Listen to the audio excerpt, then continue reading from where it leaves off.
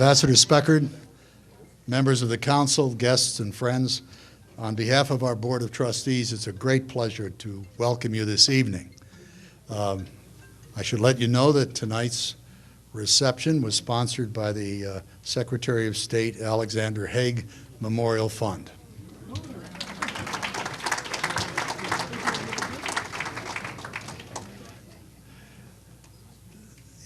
There's so many awful things happening in the world that it's hard to be really timely. See, 2 months ago, everybody was talking about Greece, and now we've gone through several incarnations, and we're up to ISIS, of course. But because there are so many tragic things going on, it doesn't mean that any of them are unimportant. And certainly the European project is one of the important matters of our time. It's very important that it works well. Our topic, as you all know, is Greece and the European project, with the question, Canary in the coal mine, suggesting that the problem is a lot broader than Greece, of course. So it's a wonderful topic. It's of fundamental importance to us. And it's enjoyable that we have a neighbor giving the address tonight. Ambassador Speckhard's offices are within sight of the window here, Lutheran World Relief, and we're delighted that it's in a sense a local who's joining us tonight. Ambassador Speckhard has had quite an interesting career, I think, both in the State Department and before and after the State Department. He's a product of the University of Wisconsin, and now you have to put hyphen Madison. And his BA is in economics, a Master of Arts degree in economics, and a master's in public administration and administration. So there is an economic background. In the first few years that he worked for the government, that was sort of a focal point, I think. He worked with the Office of Management and Budget. He worked for AID and was on the Senate staff. He joined the State Department in 1990. And there had a series of interesting positions.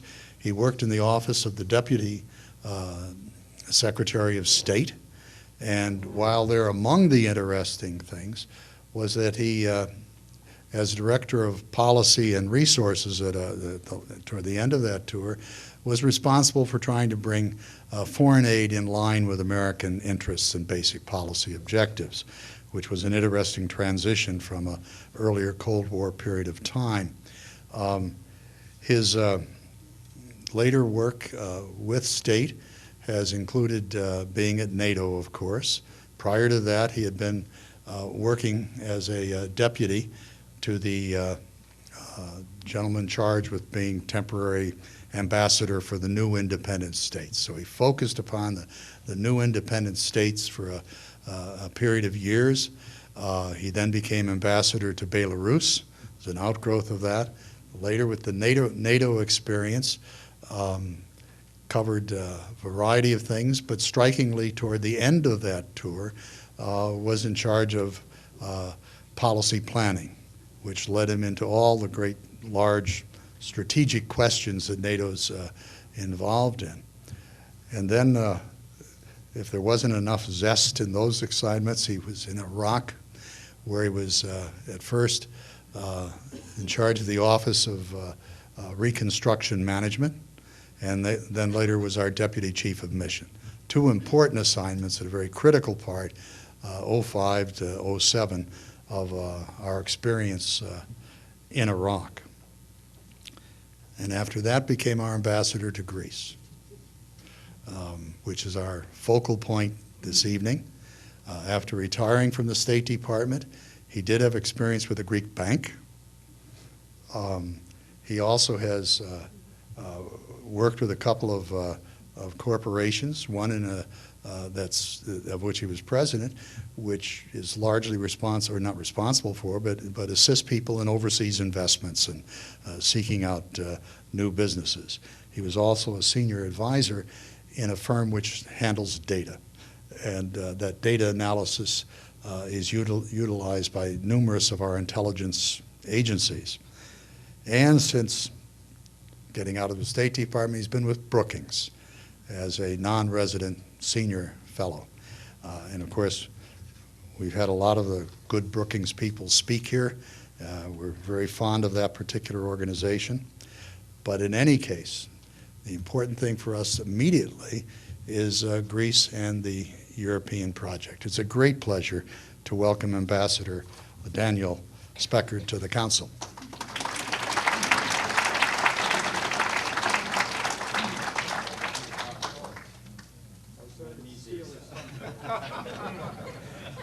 It would have probably been much more interesting if I did it without my notes. But no, thank you, Frank, so much for inviting us here. Thank you to the Baltimore Council of Foreign Relations. I'm really cognizant of the wealth of experience and talent in this room. So I come in a little bit awe-inspired in the context that whatever I say here, probably people in this room even have more experience and knowledge about some of the things I'm talking about. And so I hope, in fact, that what I will do tonight in the short time we talk is inspire a really robust discussion and that I can actually hear from some of you about what you think about these issues. But let me start, as we talked about, with Greece. I hope, actually, because things have changed since you asked me to talk about this tonight, that I can draw some parallels to other things, and not just the European project, but what's happening more broadly in the world, and we can discuss that tonight as well. Greece was my last diplomatic post, as Frank mentioned. It was kind of interesting start because I was coming off of 2 years in Iraq, a very difficult period in our Iraq engagement of the United States in that country, and probably one of the most intense and challenging assignment of my life. I was excited to have been nominated to be ambassador to Greece, but it was kind of interesting. I was also approaching it with a little bit of nervousness or trepidation because after 2 years being in the center of the largest challenge of my life and perhaps one of the largest challenges of U.S. foreign policy for that decade, I had been dealing with every day truly life or death kinds of decisions that would impact the lives of the 5,000 people that worked at the embassy for the U.S. government on the civilian side, or actually for Iraqis. And so I thought, well, going off to Greece sounds wonderful. My wife has been asking me for a Greek vacation for 30 years, and I somehow avoided it, and here we are going to work. Sounds like a great place to reconnect with the family that I've been apart from for 2 years. But would it be enough of a challenge to get that adrenaline running that I get so excited about when I'm working on big and important issues? But when I got to Greece, I had no reason for worrying about that. The first year in Greece that I was there were a significant number of riots and violence in the streets because, and this might sound a little familiar, a policeman has shot a teenager. And it had raised all sorts of concerns in the society about what was happening between police and society and the relationship there. And in Greece, it's a little even more exciting because there's the cocktail of the anarchists, which my wife thought was such an interesting thing when we traveled to Greece. She thought the last she had heard about the anarchists was in the early 1900s in Tsarist Russia. And here we are, and they were alive and well in Greece. And in fact, during my time there, I had really pretty much the same protective security detail at Greece that I had in Iraq, in Baghdad, because unfortunately there had been 5 Americans killed by assassination in the government side since 1975. So you add those people to the mix of social instability, and I found myself already in the middle of a very complex societal challenge in Greece and what the role of the United States would be towards that. Second year, the central right government started to have lots of challenges, both with the instability in the social side, but also on the economic side, and called for snap elections and lost those, and in came the center left with George Papandreou and all the changes that happen in a country when there's a government change. And it wasn't more than a month or two where the new government of George Papandreou decided to highlight in a new, open, transparent, and honest way the financial situation and shocked the rest of Europe with the actual facts that the deficit wasn't in the low single digits but actually in the double digits. and thinking that this was a good way to start so he could start fresh and show the progress, it actually undermined his tenure from then on, because it had so lost the confidence of the European Union as to what was going on in Greece. They got on a downward spiral. So then we moved very quickly in my third year to essentially the crumbling economic foundation that was starting to fall in Greece, that was systemic of essentially an oligarchic corrupt system that had become debt addicted and fueled by years and years of billions of dollars of euro lending by the public and private sector. So that was an interesting 3 years, and what I learned from that 3 years that was anything but boring was that even from the very beginning, this was not just an issue about Greece. Greece is really only 2% of the European GDP. But even though it's only a small percent, this was in 2009, starting to 2010, people were still very raw and fresh from the financial crisis, global financial crisis that had started here in the United States with Lehman Brothers. And they remembered how Lehman Brothers was not a very large company, and yet it had created the crisis that ensued. And so there's a lot of thinking about what this meant for this small Greek economy for the broader economic system in the European eurozone-wide system. Fortunately, because of that, I think Europe responded fairly quickly and started rolling up their sleeves to figure out how to help Greece in this kind of environment. And they looked at how to create a large bailout package for Greece, with setting some conditions to get them back on track.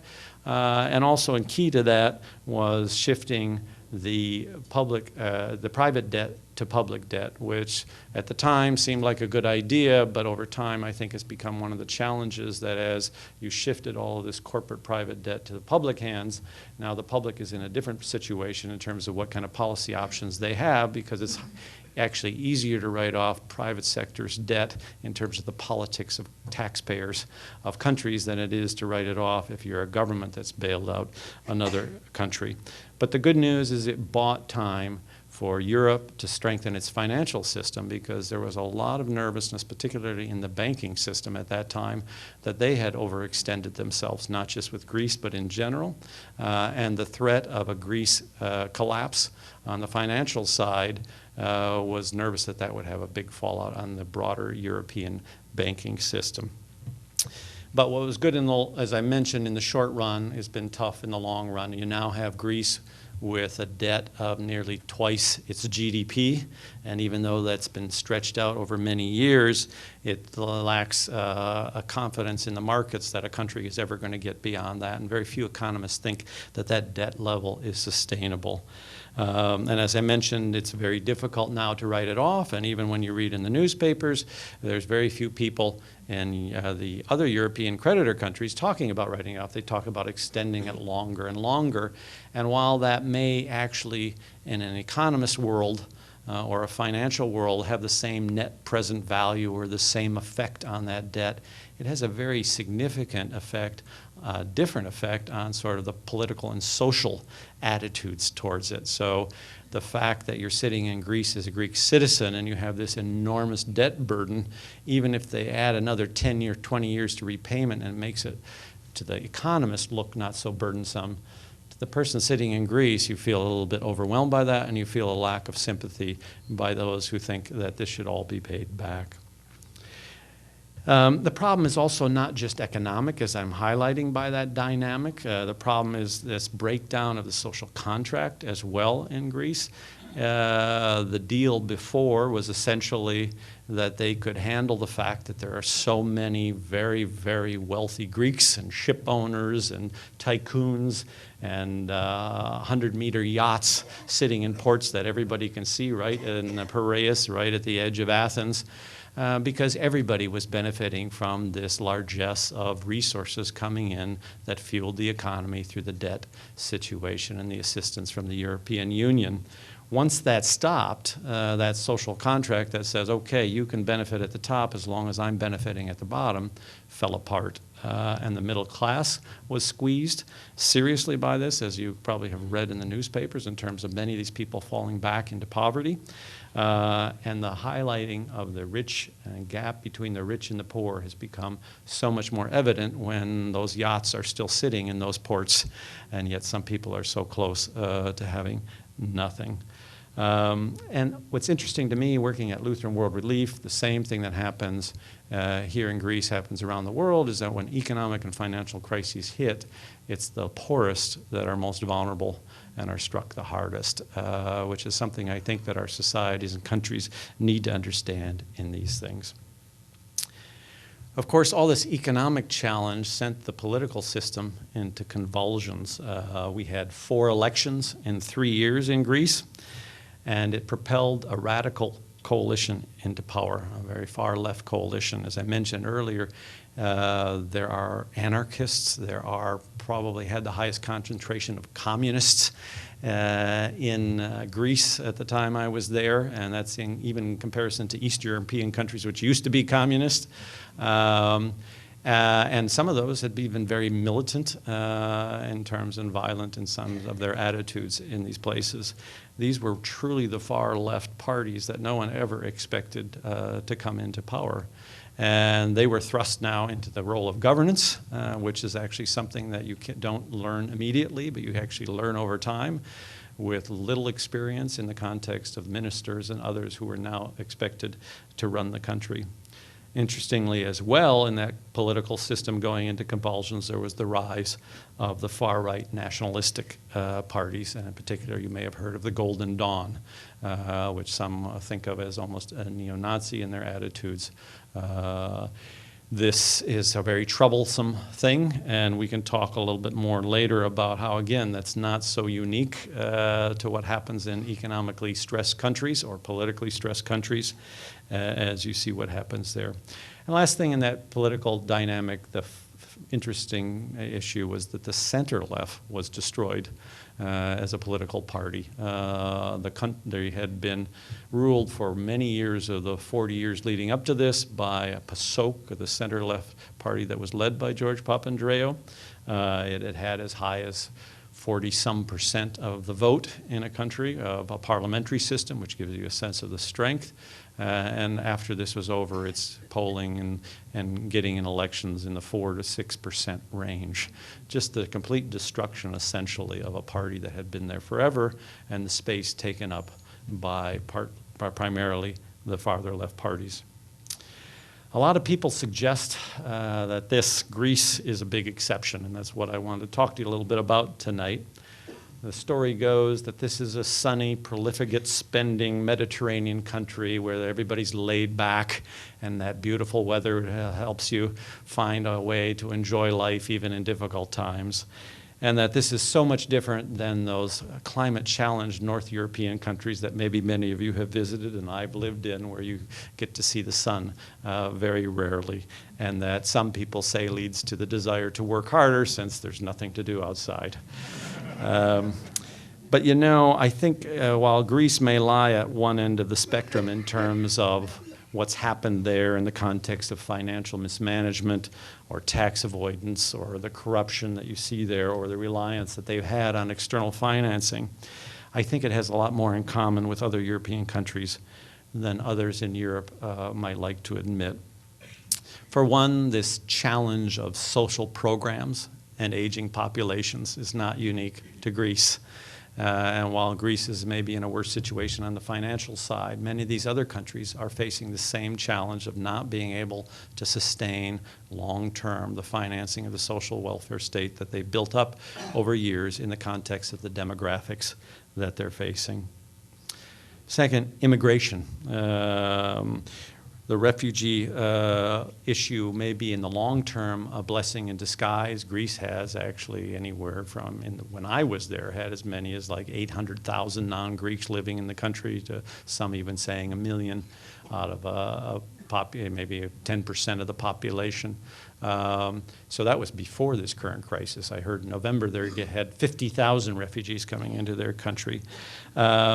But those refugees are going on to other countries as well, and the challenges that's leading to the stress, the political stress that goes with the economic stress in Greece is very much matched in other European countries now as well. And while in the long term, actually, many people think this can be very good and healthy for Europe because it solves, in some sense, that challenge of an aging population and the need for new labor force to help support the social welfare systems. In the short run, it's very in the opposite effect on the economic side of stressing the economic systems and stressing the political cohesion of countries. Third, Greece is not the only one that's had a deterioration of the social contract, and disparity in parts of society are very well seen in other countries as well. This immigration is not just an issue of immigration that's pulled that apart in many countries in Europe, but there's also the issue of birth rates being very high in some of the immigrant populations and very low in the non-immigrant populations, and so that's created continuing more people being brought into communities as they are birthed into the have-nots part, while the haves are set against these have-nots, and the ratios of those are changing. More than a decade ago, we lived when I was working at NATO in Brussels, and I spent 5 years there, my wife 7, while I went off to Iraq, and she's a psychologist, adjunct professor at Georgetown, and studies psychology of terrorism. And one of the things she did while she was there was look at the dissatisfaction of the immigrant communities in Brussels and in Paris, long before what you see in the news happening.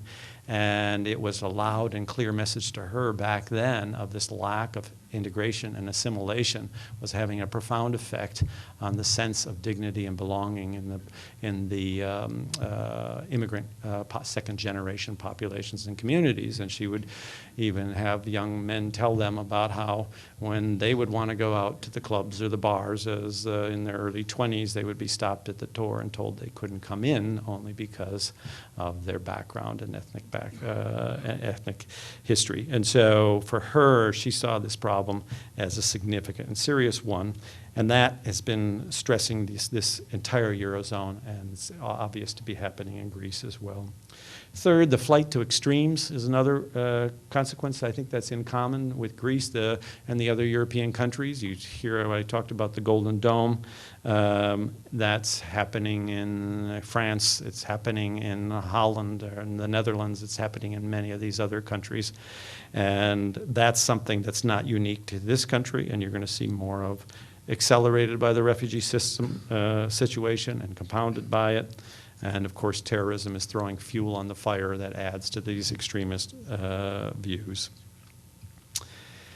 So the results have been that as a result of all this stress, some of it which has been catalyzed by Greece, but added now with these major problems of refugee inflows and the Middle East problems spilling over into Europe, that you have seen that institutions in Europe, which worked very well in times of growth, now have lost, in some sense, that benefit of the spirit of compromise and consensus in the sense of being challenged in the times of hardship. And everything from issues of open borders to the free flow of people, labor, and goods, to ability to develop a unified foreign and security policy are all struggling under the weight of these challenges. And the EU's efforts are just to try to maintain the ground it's already made and not lose in the face of these challenges. So Greece, in my sense, in some ways, is less an outlier than, as I mentioned in this title of the speech, a canary in the coal mine. And it's not so much that other countries face the same exact problems, or the magnitude of the problems that Greece is facing on the financial side or some of the social issues it's facing. But the Greek experience has something to say about the health of the European Union project and the challenges it's going to have going forward. I'd like to also mention that this isn't just an issue for the European Union, and we should be worried about that here in Baltimore and in the United States, because there's a lot at stake for the United States in the success of the European project, and it should be cause for grave concern for us. We need a strong European Union as a partner on the international stage. And the challenges it's facing now have a lot of implications for U.S. foreign policy. And I think some of those implications in terms of what we should be thinking about in terms of how the U.S. approaches this is what's going to be important and helpful to the European Union to keep that integration going forward. First, I think we need to continue to look in the United States to a strong monetary and fiscal policy that will be a key driver of global growth. What's at stake here when you look at the newspaper about whether the Fed is going to rise interest rates or not? I'm not qualified to judge whether now's the time, but I can tell you this has a much bigger impact than just on the United States. And we have a lot at stake here if the U.S. economic recovery at all waivers. That's going to have a big impact on European growth, and that's going to compound all the problems they're facing. So the best thing we can do to help Europe right now is keep strong economic growth here in the United States and have a policy that supports that. Second, we need to have strong leadership on the foreign and security front here in the United States. We can't take a back seat like we perhaps hope to do on some issues and let the European lead, because the European Union is very busy with some of its own challenges right now, both from the economic crisis, now compounded by the fiscal crisis. And we need to recognize that, and we need to step up and take our place as a strong leader in developing a combined foreign policy towards some of these challenges. Third, we need to reinforce and support central EU institutions in power. You know, there have been times in the United States where some diplomats and some observers sometimes feel a little competitive with our European Union partners because they were feeling very strong about developing their own independent European Union security policy and security institutions outside of NATO, and they had their own direction that they wanted to take things in. And sometimes that creates a little bit of a space between us. But in reality, that is a space between siblings and a space between family members that needs to be closed, particularly in times of challenge. And that's what we need to be doing now. We need to be saying strong and clear that there's only one way forward for Europe, and that's towards greater integration and support that in European institutions, and spend a lot of time talking to Brussels, even if it seems like the power is in Berlin or the power is in Paris or somewhere else. Reinforce those institutions in Brussels that bring the broader polity together. And last, NATO, which I already mentioned, in spite of its limits and challenges, we need to support that institution. It's still the best way to build shared capabilities and share the burden of that, and it's an institution that deserves our support in this time and doesn't have an equal. So I wanted to say a few things about broader implications, because as Frank said, I'm coming to you not just to talk about European project in Greece when you open the newspaper, since you haven't seen it in a while. It's there. It's kind of interesting. In fact, the Greek parliament just passed a major reform program, and we'll see whether it has any staying power. But it doesn't even show up in the newspaper. You have to go online because it's been overwhelmed. So what is it about what's overwhelming us right now, and what can we learn from what I've been talking about from Greece and the European Union challenges? For starters, I think what we see happening is that in a lot of places there is the challenge of fear and xenophobia overtaking us. And this is not unique to this period of history, but has a lot of commonality in other periods of history. And it's interesting that xenophobia is a Greek word. So they know something about this issue. And I think if we've learned anything as a community living in an increasingly globalized world, it's that no community or nation stands alone anymore. That the notion that we, the United States or anybody else, can go their own road is a road that's no longer sustainable in a globalized world. And for better or for worse, we are all connected. And this makes our existence on this planet simultaneously more creative, more dynamic, but also more complex and more dangerous. And inevitably, what goes on over there affects us here. And there's some dramatic shifts taking place in the world that I think are worth thinking about. And some of these including the declining role of nation states, globalization, and in particular what I'm always interested when I think about globalization is the speed of transmission, how quickly something in some other part of the world affects us over here. It's not just over time, it's tomorrow. The role of the private sector and how much of an impact it has in what happens in the world as opposed to what governments have now in terms of the relationship of those two things. The information age, and not just how we communicate in terms of social media and all the impacts that that has had, as we've seen in things like the Arab Spring, but in terms of what it means for dislocation in economies and what's happening to labor as transitions happen. And there's interesting articles out there about how the tried and true path of industrialization for the developing world no longer looks so true, in the sense that some countries which were on the path are actually deindustrializing, and a place like India has less industrialization than it did in a decade earlier. This is a really challenging thing for economists to understand, but it has something to do with the fact that we're shooting into that next age, the information age, and that transition creates all sorts of challenges for societies and economies and people. And then last thing, the rise of non-state actors I wanted to mention. That is having such a big impact on us. And of course, they're using social media and other tools in this globalized world to achieve their aims, and some of those are very nefarious. But these non-state actors are something that I don't think we've really recognized enough of how important they are and how much that affects our ability to use our traditional systems in diplomacy and security.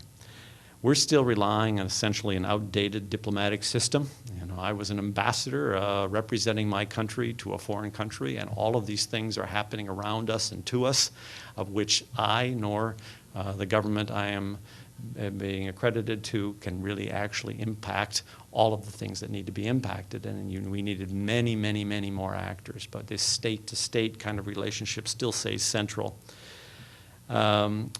There is, as a result, I think, of this, a need to start thinking more about the importance of grassroots work. You know, we talk a lot about it. We've done a lot in the past 30 years, I know, to try to do more programs, but some of it actually has gotten less. I mean, during the Soviet Union days, I think many of you remember all the grassroots kind of things we were trying to do in terms of exchanges and stuff like that. We still do some of that stuff, but it's being overwhelmed and overshadowed by the larger state security programs and diplomatic programs, in the sense that it doesn't seem to be important enough to solve the problem of the day. And it's true. It's not going to solve Syria or some other crisis we have. But when I look over my 30-year career and say, what has been lasting? It's actually been those people-to-people work, the grassroots work, that have affected us profoundly in terms of the world is working. And some of that is actually creates bubbling disturbances. One of the places I worked a lot on early in my career was Ukraine. And it's really troubling to see the challenges Ukraine has, and to have worked at NATO for a Europe free and whole, and now again have a war in the midst of Europe, with Ukraine having lost parts of its territory and still being at war in eastern Ukraine with the Russians in a proxy war.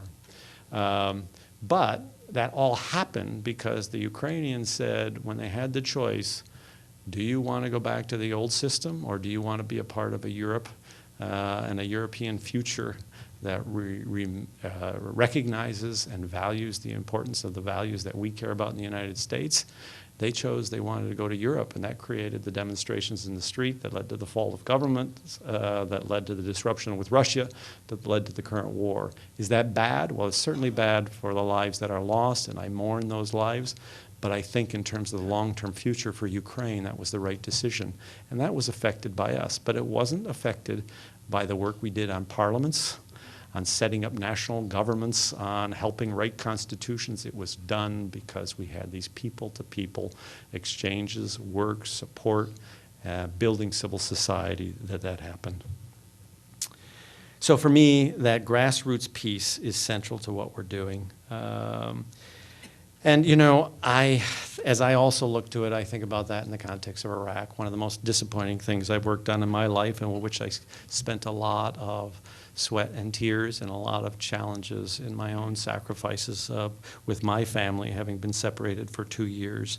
And again, the work we did from the top down in that country, I don't think had much of an impact.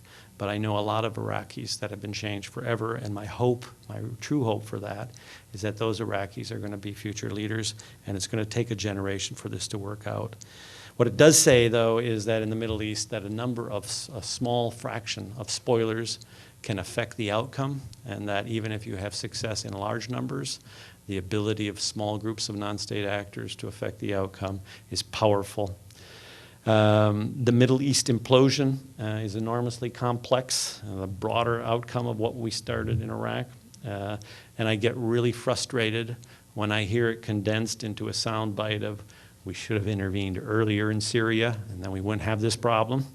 Or on the other side, it's all the fault of the 2003 invasion, and without that, we'd be fine as well. I think neither of those comments do justice to what's really happening in the Middle East or how complicated it is. A lot has been bubbling there for decades.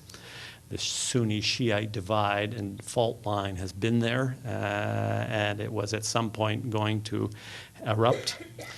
The challenges of dictatorships falling and moving to a more multipolar dynamic was inevitable in this region. And the proxy fights of Saudi Arabia and Iran, of Russia and the United States, and Turkey and the Kurds and Russia are all things that have been playing into this for some time and now are even playing in a much bigger way. So it's not easy to dissect. I hope you don't ask me any questions on this.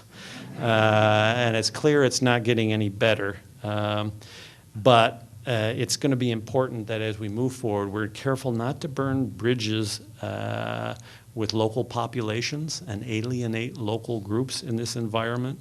That's going to make things worse in the long run, because it goes back to my theme again, which is the nation states are less important than the people in today's world, and focusing on the people is going to be important, and thinking about long-term and not just short-term consequences is going to be key.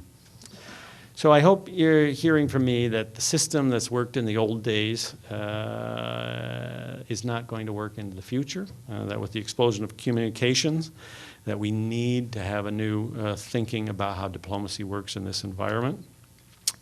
And in this climate of fear and politicians stirring the pots with suggestions of easy solutions is exactly the wrong thing to happen, particularly now with that new communications dynamic where everything can be tweeted and retweeted. And perhaps the most troubling thing I heard today on the radio coming up to Baltimore on NPR was one very prominent politician in the presidential race talking about carpet bombing ISIS out of existence. And I thought, I have no trouble with his desires to eliminate ISIS, but I thought, having grown up in the 60s, have we learned nothing? Has history taught us nothing about how effective we were? We have tried carpet bombing, and we lost that war. Why do we think that would in some way solve the problem with ISIS? And it scares me when I see those things happening. So for me, what we need to do, and I know all the people in this room can help with that, is we need to stick to our values and learn from our experiences. Otherwise, we're lost. If our short-term interests are pursued at the sake of our long-term freedoms and true security, we've lost. So I know probably a lot of the people in this room understand what I'm talking about, because if you've experienced international affairs, if you've lived foreign policy for the last 30 years, it's something that I think we've probably all learned. I want to close with a plug for Lutheran World Relief, which I'm your neighbor on it, bring you close to my current work. You know, I believe the humanitarian and development work is more important than ever in the context of what I've just been talking about. And non-government actors are really important in that context, as well as diffusing some of the politicalness that happens in our world and the sensitivities that come with it. And it's where I think we, as a people in the United States, turn our values into action. And it's probably one of the most powerful things I see in the United States, how people give their money out of their pockets because they care about people on the other side of the world, and they do it themselves, and they do it through private organizations, and they don't need to rely on the government to solve all these problems. And so for us here, I think it's a way that we can reinforce the values that I've just been talking about. I'm excited to be working on that area now in this point in my career. And I think it's a way that we can respond to the truly changing nature of the world that we're living within. For me, I also want you to know that it's exciting that, you know, this Baltimore is really a center of NGOs, non-governmental and non-profit organizations, global humanitarian ones and local ones. But it's really been cool how there is a whole host and a center of NGO headquarters here in Baltimore, and I think Baltimore can be very proud of that, and I think this council can reinforce and support that effort and highlight it in what you're doing. For Lutheran World Relief, my largest donor is not Lutheran in terms of an individual donor, so I think it highlights again that this is about what we do over there as opposed to who we are here. It's about the values that we all share, and that for us at Lutheran World Relief, we're very proud that this year we were named as one of 2 organizations by Consumer Reports as value for money. So you don't have to be Lutheran to support us, and I want to encourage you, if it's not us, think about all the other NGOs in the community here that are doing great work in the international world to try to deal with some of these problems and reach out and help them, support them. So I'll stop there. Hope we can open up to some interesting discussion, Frank.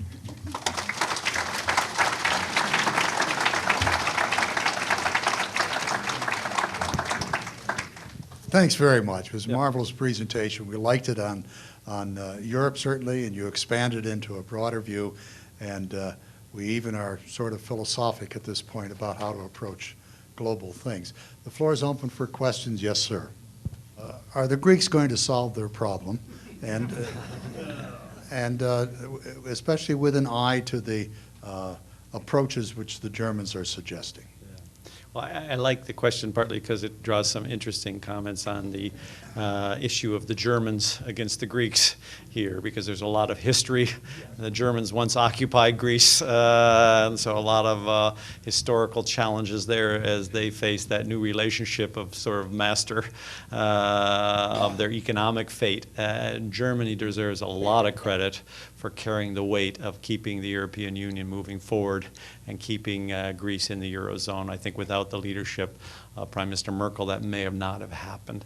At the same time, it's probably interesting to understand that from the Greeks' perspective, you know, there's always 2 sides to this coin, which is somebody was lending all that money to Greece.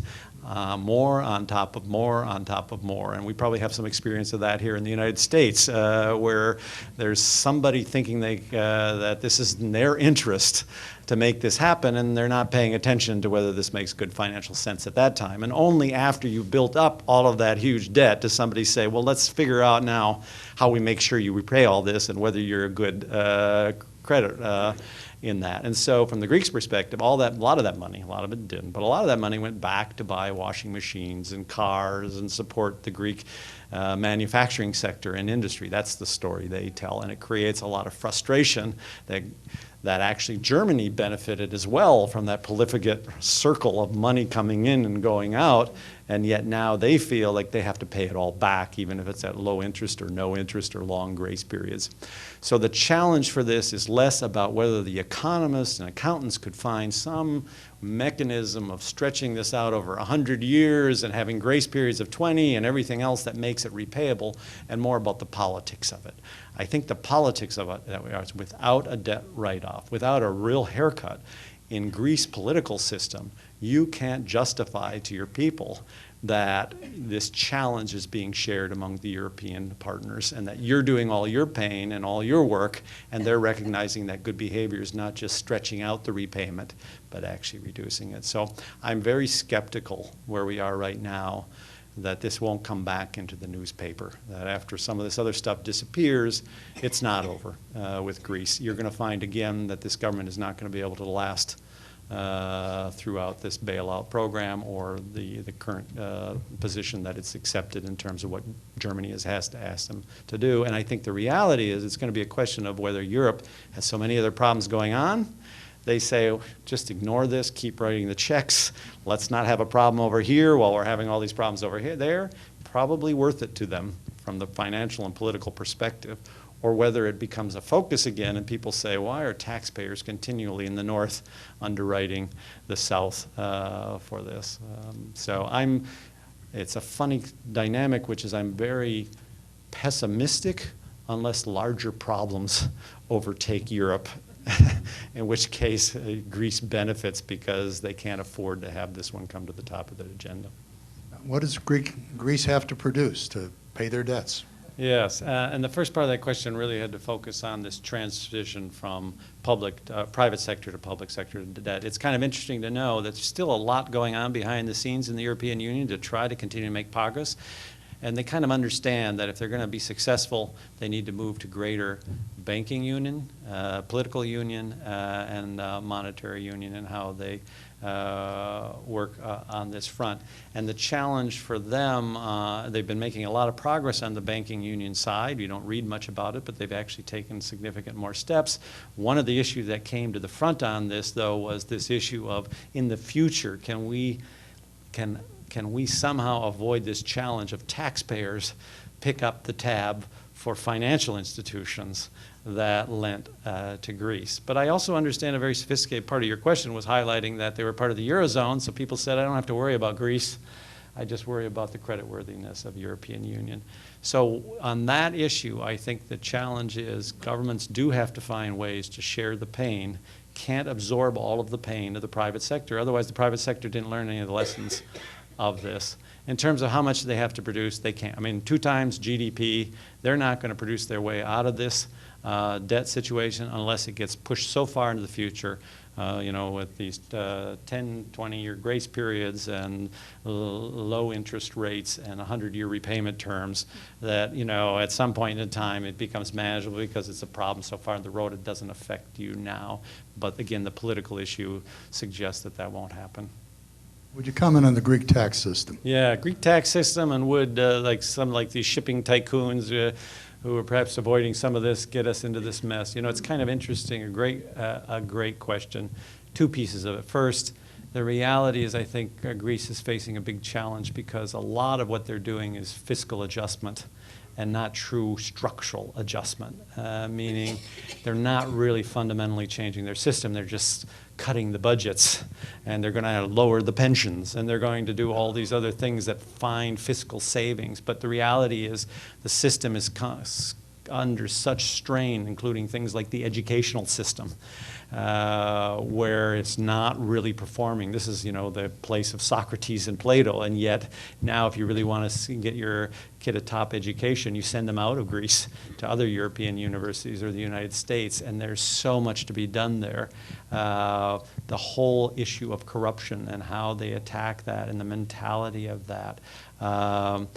The issue of openness to competition. It's been a very closed economy there that says, like you say, the tycoons are the ones that have the advantage. And what I was talking about earlier is there's this kind of connection between oligarchs, government. The parties get in power because they're supported by the oligarchs and funded and financed by them. Media, which is owned by the oligarchs, who reinforce the support for the politicians, and business, and it all kind of circles in there.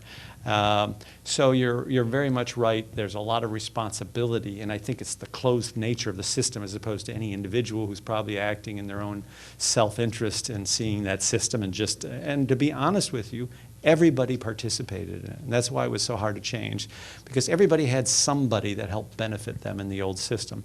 Somebody who worked in the DMV, the motor vehicles thing, to get them a license plate, or somebody who worked in the tax office, or somebody who worked there, and they got some little piece of this for their level, and everybody in the society had some little side action going on there that gave them a benefit.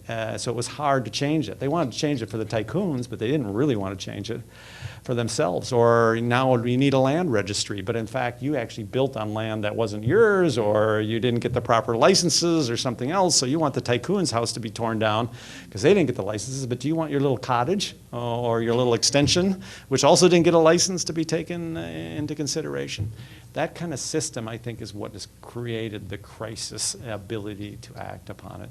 Shippers are an interesting dynamic. The shipping industry was kind of excluded from taxation by the Constitution, which said this is a safe place for ship owners to be, and as a result, international shipping has such a large proportion of Greeks in it, which is not reflective of their population or economic power. And that's benefited Greece in terms of global thing, but done very poorly in terms of the tax. So now the Greek ship owners are being looked at as a source of that. The positive part, though, is it's really not the Greek ship owners that have interacted on this, because a lot of them have focused their business externally on the international market. So they've been subject to the international system. It's the businesses and oligarchs that focus on construction, or government contracts, or internal business and stuff that really benefit from that closed system. So great question, and definitely true. The question is, would you comment on the criteria for getting into the eurozone? And then another adjunct is a little bit like the Eastern European countries today. Great question, and for many Europeans, this is just a stark reminder of supposedly the mistake they made when Greece entered the eurozone, because Greece supposedly did fudge the numbers at that particular time. There were criteria in terms of you had to be for a certain amount of time living under a fiscally responsible program and undertaking the right kind of fiscal conditions and have the right kind of structures in place to guarantee fiscal stability in the future that would contribute to a positive monetary union. And it came out that a lot of those numbers were fudged at that time. The reality is probably a lot of Europeans have known that numbers have been fudged probably even since then. I don't think people thought they had solved all that problem. And what it says more about is what you're talking about is the political expedience or the future. The question is for some people, and that gets put on the table as the test, is should you continue to support positive momentum and movement by continuing to keep aspirations alive, and then at some time fulfill those aspirations and say, now that you're in the club, we'll take care of the rest of it. Because now that you're a member of this club, you're going to have better banking institutions, better responses, you're going to have to be part of it, you're going to see how we do. And certainly that's true. I mean, Greece joining this monetary union has a much more sophisticated banking class than they did in the past that understands the issues and stuff like that. Unfortunately, the rest of the system didn't change. And so there are all these other competing pressures on it, like the oligarchs who own the banks and have their own interest in this challenge. Same thing with Bulgaria and Romania. Now, I don't want to pick on them, but I think having been in NATO as well, you know, this pressure to expand because you wanted to capture the positive feeling of the time and hope that once you become a member of NATO, you have to do certain things to get in there. You have to do certain things to get in the European Union. But at some point, you make a decision that now's the right time, that if we don't grab this moment, we could lose it. And instead of going that direction for the future, you may choose a different direction. I think it's obviously, I won't name any countries, but some of them we erred too much on the side of overlooking things that still needed to be fixed before they became members of the European Union on the EU side or members of NATO on our side. And that's going to have consequences in the future. Is the Greek economy sustainable? Yeah, great question. I think the answer is yes, it is. And it's partly for a couple of reasons. One, it doesn't have a lot of natural resources in this context of minerals or oil or other kinds of things, but as a tourism destination, it is still prominent. And if you've been there, if you've seen the Greek islands, you understand, wow, there's some real value in this thing. And that is a challenge because I don't think they've developed that well enough. You've probably also been disappointed by some of the Greek service or the pricing or other kinds of things in their market that they've been avoided some restructuring in that system as well. But it's a huge natural resources. But even more important, it's the changing nature of the world that I was talking talking about a little bit earlier. It's no longer an issue of who has the natural resources. Intellectual capital now is as significant as oil when you got $38 a barrel, even $68 a barrel. And the Greeks are a highly educated country with a fairly sophisticated educated class that's fairly broad and deep in terms of its ability to compete in the service industry. And so I think they have the capability for doing it. It's just a challenge of whether they can put the right incentives and structures in to compete. Would you compare the United States and Greece in their abilities to pay off their debt? Yeah. It's not really fair. I know. Yeah, no, great question, though. I mean, not as bad as Greece, I yeah. know that. But, Right. same in the foreseeable future. Can we really pay off our debt? Yeah. It doesn't matter because we can print more money. Is that how we... Well, I think we're in a much better situation. I think the biggest issue for Greece is the fact that it's part of the eurozone and it wasn't able to devalue. So it gets into this big financial situation, and yet it's the value of its currency remains at the level of the rest of the European Union, but it should be devalued significantly, particularly if you want to spread the costs of the economic crisis broadly, because in that sense, you don't have to cut everybody's salary who's working in the government, which creates a huge political crisis. You don't have to cut pensions. Pensions will be cut, but it'll look the same in an absolute value to you, but what it is in drachma is a lot less now in value in global terms and what you can buy in terms of imports, and you have to deal with that internally. But you become much more competitive. That vacation to the Greek island, when the Greek drachma devalues, looks totally different than what it looks like in a European zone. The United States has the ability of the dollar to go up and down, so what we owe in dollar terms can look a lot different depending on the value of our currency. Also, being a reserve currency in the world gives us tremendous advantage. So I think the really interesting thing for folks in this room that are much smarter than me is that's not going to last forever. And eventually when that changes, we're going to lose a lot. And we better be in a better debt situation at that point in time than we are now. A great question. How do the Europeans evaluate Russia today? Yeah, what does it mean for NATO? NATO, the challenge for your question is that there's a lot of different opinions on NATO in Europe, but I think it's gone through a trajectory. And I think the reality is the resurgence of Russia as a saber-rattling country that actually has supported aggression in Ukraine in a way in terms of territorial occupation is one that I think has revitalized the notion of NATO as being relevant in a way that they were searching for their relevance in the past.